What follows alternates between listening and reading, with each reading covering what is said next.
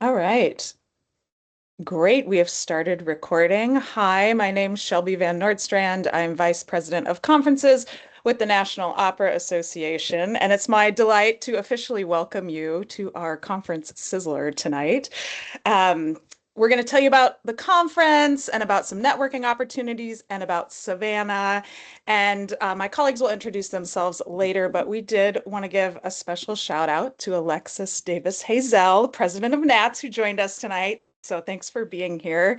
We appreciate you. You can see here, we're going to be in Savannah, Georgia, January 5th through the 8th at the Desoto Hotel, which is an incredible boutique hotel that I hope you're all going to get to enjoy. I guess I didn't ask if everyone in this room is attending the conference, but if you do, you will see the DeSoto Hotel, and it is a fantastic location. So, moving on to our Sunday events, our pre-conference events. We have a workshop at SCAD, which is the Savannah College of Art and Design. All of the things on Sunday that you see on your screen right now are an add-on fee. So that's just something to keep in mind when you register. Um, the SCAD conference is going to, or the SCAD pre-conference workshop will be at the Savannah College of Art and Design. It's the largest and most comprehensive university film studio in the nation. And there's going to be some collaborative events that happen at the SCAD workshop. There's more information on the website about that that you can check out, and I'll link you there later. We also have the Eleanors, which is a world premiere opera composed by Jody Goebel with libretto by Michael Ching. And the Savannah Voice Festival is producing that on Sunday. It's a really great opera set in Savannah in the 1940s.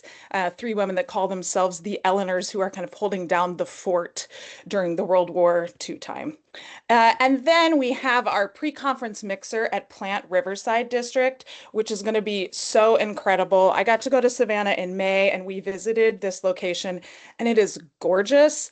And this event is a great time to network and meet new and old friends. And then we're going to enjoy a little musical preview at this mixer from Savannah's leading arts organizations, American Traditions Vocal Collection, Savannah Voice Festival, and Savannah Music Festival. So it's a big Sunday. We hope you can come into town on Sunday and enjoy some of these pre-conference events. But let's move on to Monday. And we're going to kind of talk through the Monday day and what you can expect in the conference schedule. I'm going to highlight a couple of things. And then at the end of my talk, I'll show you where you can find the entire conference draft so that you can learn more about all the details of the conference. So right away on Monday morning, we start with some breakout sessions that really are kind of the root of the conference. There's so many topics that are being covered, and I'm not going to talk about any one breakout session, but those are all on the website with their descriptions. So I encourage you to go read that. At, at 11:15, you can make your way to the opening ceremonies and keynote address luncheon with Tomer Zvulun, who is from Atlanta Opera. That's a great time where we all come together, enjoy a meal, and hear our opening address. And then right after that, we're going to have a plenary session called All Community Voices at the Table. And you can see down in the left corner of your screen those arts organizations from Savannah that are going to come together. That'll be moderated by Alan Henderson as they discuss the necessity of building interdependent and interconnected artistic infrastructure in the voice community. So I'm really looking forward to that personally. And then one of our Legacy Award winners, Mary Henderson Stuckey, is going to give a master class on Monday afternoon that will be opera and art song. And that's always a highlight of the conference as well, when we get to be together in those master class situations. And finally, on Monday evening, we can all spend our evening enjoying the Robert Hansen Collegiate Opera Scenes competition. This is always a personal highlight of the conference for me. Students will compete in three categories: undergraduate opera, musical theater, and graduate opera. There are four finalists invited in each of those categories, and then a first and second place prize will be given in each category. And after that, there's a desserts and cash bar reception in the lobby. So that's the Monday. Now we're going to go on to Tuesday, where hopefully we will all be getting up bright and early. And Kelly, can you flip to the next slide? Do you see it? Oh, wait, maybe. Yep. Problem's me. Okay, great. I see it now. Really quickly, great. actually, can everybody see the slides? Give a thumbs up. Yes, wonderful. Okay. We will share all of the slides in an email as well, Yeah, in case you're having difficulty. great. So right away at 8 o'clock in the morning on Tuesday, we have a plenary session titled Building Global Connections for Young Voices Through Singing and Song that will be moderated by Karen Brunson, that really asks some important questions about how do we come together to advocate, compile resources, and take action for a global community around children's singing. So that'll be great at 8 o'clock in the morning. Then starting at 9:30, we have our poster sessions. And that will be one large room, a lot of posters, a lot of people mulling about and learning about one another's research. And that is also a personal highlight every time of every conference. I love the poster sessions. We'll have a regional networking luncheon. That is part of your conference registration. So that lunch fee is included in the registration cost. And the NATS and NOA regions align. And so, if you're from Central Region, you sit with your Central Region folks and you all have a chance to network together. Also concurrent to that, there's a student networking luncheon that is offsite. Then in the afternoon, we have a plenary session called Welcoming Our Diverse Students to the Learning, Welcoming Our Neurodiverse Students to the Learning Space, which is going to be a pretty incredible session. I've been in on some of their meetings and I'm very excited about that. And then in the evening, you can hop on the trolley. It's a $5 extra fee on your registration and head down to the Chamber Opera at Georgia Southern Armstrong University. The opera is Bessie and Ma, and it won the competition that NOA sponsored last year. So this year it gets the full production. So again, lots of performances, lots of events. We're going from sun up to sundown with activities on Tuesday. And then going into Wednesday, we have some more breakout sessions at 9, at 2, at 3:10. So lots of chances to get into those breakout sessions on Wednesday. We have a plenary session at 10:15 called One Voice, Cultivating Voices for a Variety of Opportunities. And Kevin Wilson is one of our presenters for that, which will be wonderful about vocal flexibility and traversing diverse genres. So another exciting session. Then lunch is on your own on Wednesday. Wednesday afternoon between 12 and 5, there's the Carolyn Bailey Argento vocal competition. And that is something that you can come and go to and listen to as many singers as you'd like. And then the winners will be featured that evening at the closing banquet.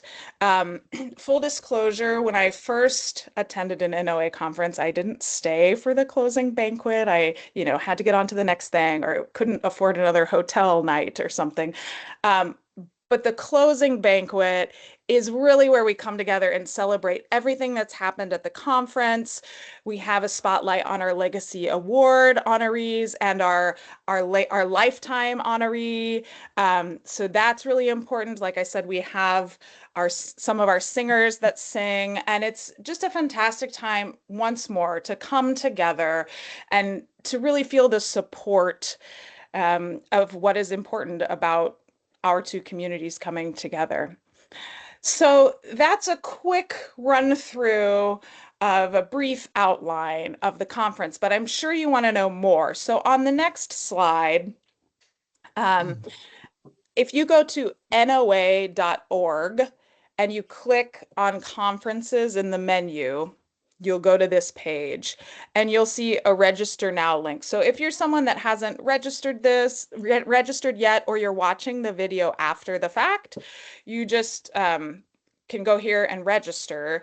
And then if you'll flip to the next slide, Kelly, there's also a conference schedule draft here. And this is what I mentioned earlier about finding more about the breakout sessions, or all of the details of the conference are up here. I also listed a link at the bottom here in case that's more accessible for folks.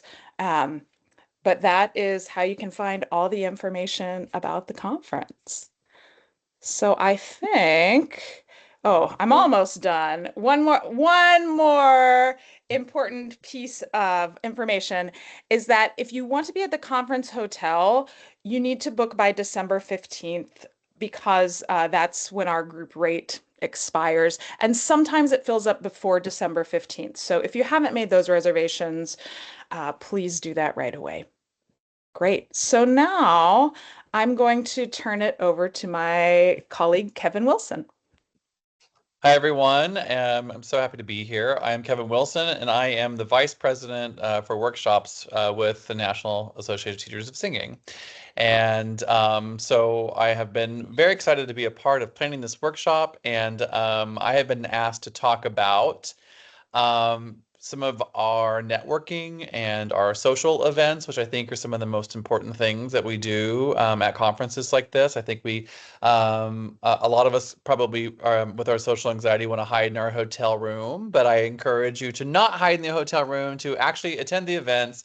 And each day we have provided opportunities for you to just meet and greet and to participate. For example, on Sunday, we have all the pre-conference events that are happening. Plus, we also have the pre-conference mixer, which we already have a good registration for. So there's already going to be good in place, good food, good things happening, good conversation will be happening. It's where you can meet your conference buddy.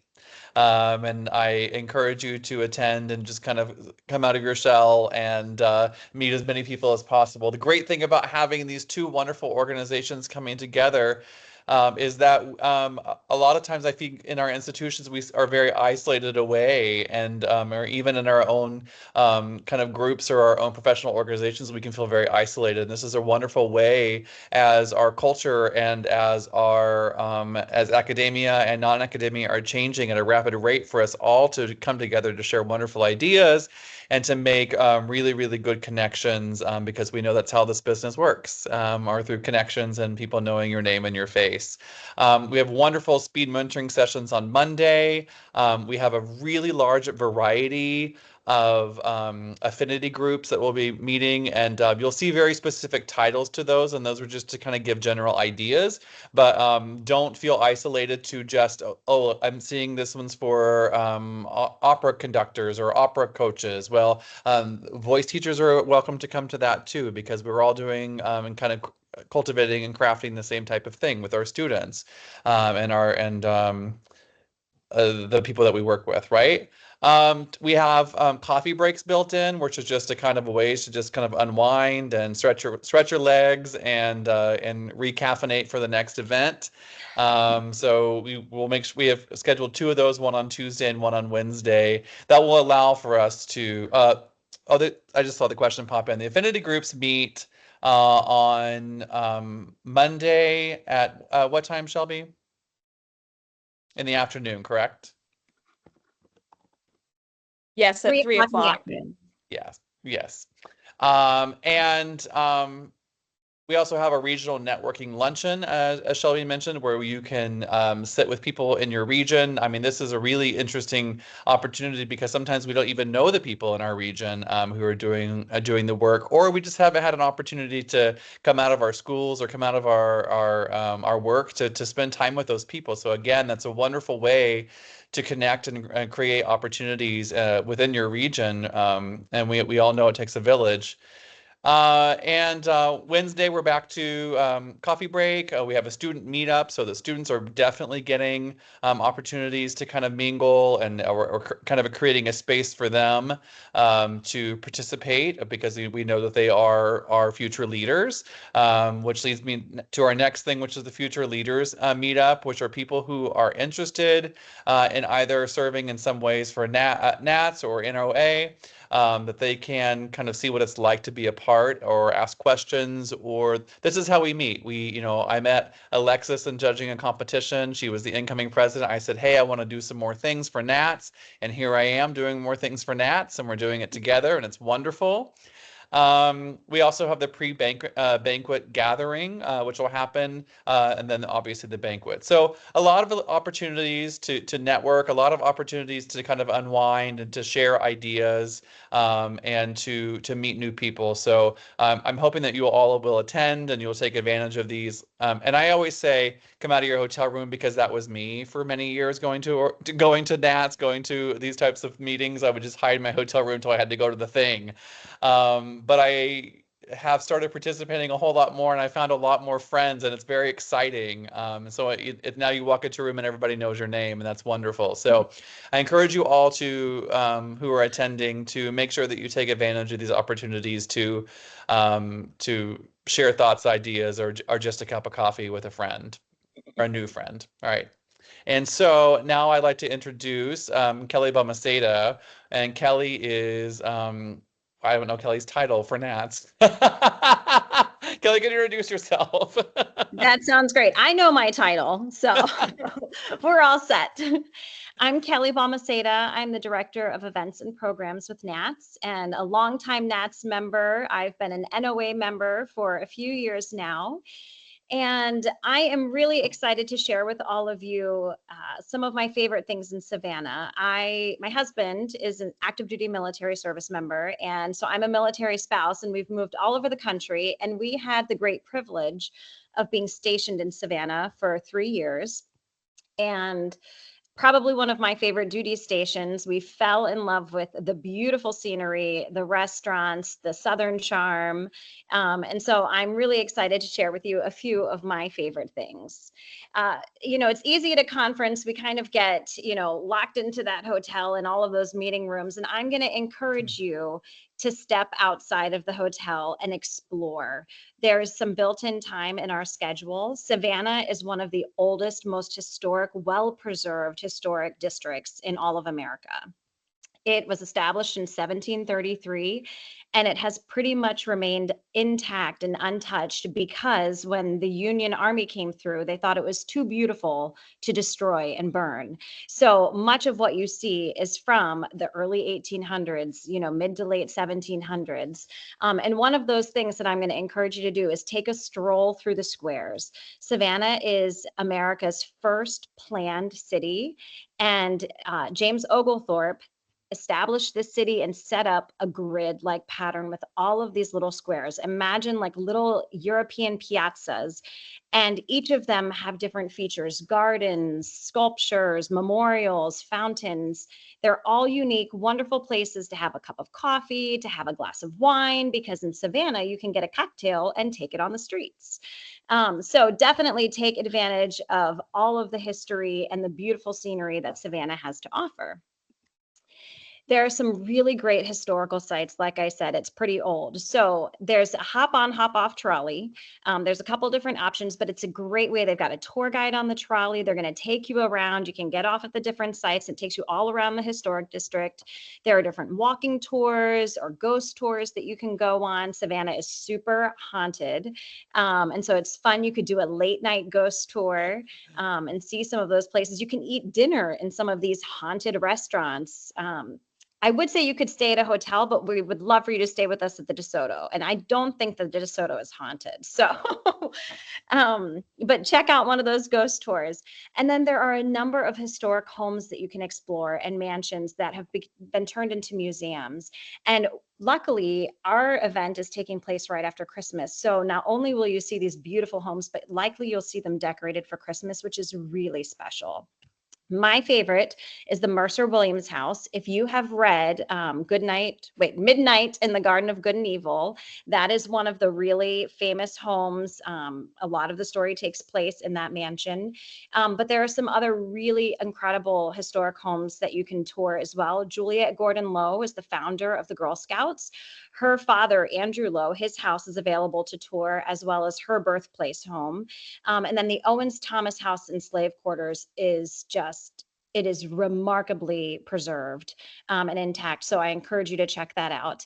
And then a number of museums. My absolute favorite is the Telfair Museum. It's an art museum that's housed in the Telfair Mansion right on Telfair Square. And then my children would say that you should check out the Railroad Museum because that is also pretty cool.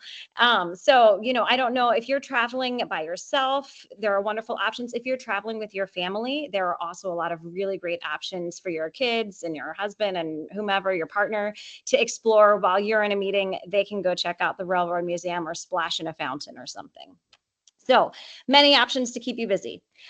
I'm a little biased because I absolutely love the Cathedral Basilica of St. John the Baptist. I was the interim director of music there while we were stationed there. But this is one of the most spectacular cathedrals you will see in all of the South. Savannah at one time was considered a mission because it's in the Bible Belt. And so they built this massive cathedral. It is absolutely gorgeous, and all of the frescoes and paintings everywhere. They have an incredible organ. If you are lucky, you will hear their brilliant organist practicing. I believe he practices every morning. So you should definitely take a stroll. Maybe not Monday morning because he's probably resting from the 7 masses that he played that weekend. But definitely take a stroll through the cathedral. It is open during the week for visitors. It's free, and they usually have a docent or a tour guide at the front of the cathedral that's willing to walk you around complimentary. So take advantage of the opportunity to see one of the most grand cathedrals in all of the South.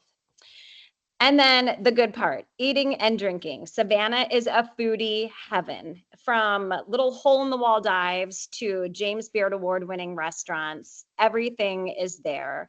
So I've listed a few of my favorites. Some of them will require reservations. The time that we're going in January is not as busy of a season in Savannah, so you might get lucky and not need to make reservations at some of these places. But I have some pictures here, some of my favorite spots. There's a fabulous coffee shop on Broughton Street, which is one of the main streets very near our hotel. You can walk there. They have wonderful coffees, lattes. As you can see, they make really pretty coffee drinks. Leopold's Ice Cream I featured here. This is a very, very famous ice cream shop also on Broughton Street. You can see the SCAD Theater is right there next to it. It's a really fun, quirky place. There's always a line outside, so don't be turned off. The line moves quickly. Stand in line, get some ice cream. And then some of my favorite restaurants here. The Old Pink House is probably the most famous restaurant in Savannah, and it lives up to its reputation. If you want to dine in the old mansion up above, you probably need a reservation. It is a high-end restaurant, incredible she crab soup, fried oysters, everything you could think of. Southern is there, and it's perfection. My favorite, however, though, is right below the Pink House. It's their old tavern. You cannot get a reservation. It's first come, first serve. Music starts playing around 7:30 at night. Someone's playing the piano. It's essentially the same menu as upstairs, but you're in their old wine cellar. So it's really charming, really intimate, not a lot of tables. You may have to wait a little bit, but it's okay because you can get a drink at the bar, stand outside in the beautiful square that's right there, enjoy your cocktail, and then they'll call your name and you get to have an amazing dinner. Some of my other favorites, a little more low key, is the Olympia Cafe. This one is a little, I'd say, secret because outside of it, it doesn't look like a whole lot. It's down on River Street, which is the street, tons of shops, restaurants, dive bars, right along the riverfront. And it really kind of looks like this hole in the wall. Phenomenal Greek food, but the insider secret is you want to get a bottle of their olive oil. So you can buy a little bottle of olive oil to bring home with you. They have it direct from their, what do they call it, a grove? I can't think of what it's called, but direct from their own family's olive garden place. And phenomenal olive oil. I will be going home with some olive oil. Crystal Beer Parlor. This is a great little pub, local restaurant, cold beer on draft, hamburgers, fish and chips, fried fish. Incredible food, very local spot. What's great about this restaurant is it is at the end of Jones Street. Jones Street is arguably the most beautiful street in all of America. Savannah claims it is the most beautiful street in all of America. Very casual. You get to enjoy the squares on your way there. All of these are walking distance from the hotel. And then last but not least, I've listed my favorite pizza place, Vinnie Van Gogo's. It's located in City Market, which is the old outdoor market square area. And there's tons of restaurants and shops all around that area. It's located on one of the squares also that has fountains. But the pizza there is awesome. It's super casual, laid back, and quirky. Can't go wrong. Moving on to shopping. Savannah is an artisan mecca, primarily because of SCAD, the Savannah College of Art and Design. There's a really cool shop called Shop SCAD where you can see and purchase a lot of the art and wares, fashion, pottery, anything you can think of that someone can create. A SCAD student has made it. And this is the shop where you can find all of that. It is an incredible store. And then I've listed a few others that I want to tell you about that I think are must visit places when you're in the city. So along this River Street, this is where Olympia Cafe is. This picture right here at the top left corner is the River Street Suites. So here in New Orleans, I live in New Orleans. We call them pralines. But in Savannah, I said praline. You can walk into this candy shop and you can taste all different types of pralines. And then you're going to want to buy some because they're incredible. But it is a really fun old-fashioned candy shop, homemade pralines. In City Market, where Vinnie Van Gogo's is this little shop called Bird's Cookies. You can, again, taste and sample all these amazing little cookies, and then you can get yourself a nice tin that's really cute with pictures and scenes of the Savannah squares on them, and bring home some cookies to your loved ones. If you're a bookworm, beautiful, one of the top bookstores in all of America. I think Condé Nast listed it as such. Really cute, charming bookstore, great selection, just, you know, one of those places that you want to spend an hour walking around with your cup of coffee. If you're someone that loves antiques, there's tons of antique shops, many of which are in really cool historic buildings. I can't afford many of these antiques because they are crazy price, but it is so cool to see, you know, how these curated collections all throughout the city. And then last but not least, Savannah Bee Company. You've probably seen the little jars of honey at the airport somewhere or in some gift shop or boutique, wherever you live. But this is the original location, and it's cool because you can do a honey tasting, completely complimentary, you know, like 10 or 15 different honeys and some honeycomb with an apple and cheese slice. But it's a really beautiful store and a really great treat to bring home. And then last but not least, I wanted to share with you, Visit Savannah has a great tourism website. They have an entire brochure that they call their Insider's Guide. They'll probably be releasing the 2025 one once we are in Savannah, but their 2024 one is available online. You can scroll through, see all the different places. I have just shared a glimpse of a few of my favorite things, but I hope that you are as excited as I am to get out and about around town, you know, take advantage of the downtime that you have and make the most of this beautiful, charming city because it will steal your heart. It is incredible. Thank you. Shelby, you want to wrap us up? Or we can open the floor to questions. I'm not sure if anyone has questions that have not been answered.